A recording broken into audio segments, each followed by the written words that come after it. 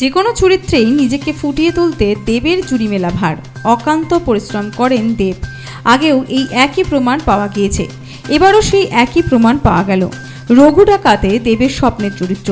বছর দুয়েক আগে সিনেমার ঘোষণা করা হলেও নানা কারণে বিষবাহ জলে চলে যায়, কিন্তু চলতি বছরে একদম গোড়াতেই সেই সুখবর পান দেব।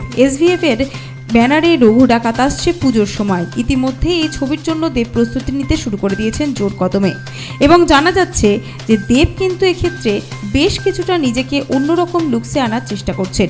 রঘু ডাকাত ছবিটিতে ঘোড়া চালানো শিখছেন। এদিন তিনি আবারও সেই কথাই মনে করিয়ে দিলেন সোশ্যাল মিডিয়ায় পোস্ট করে।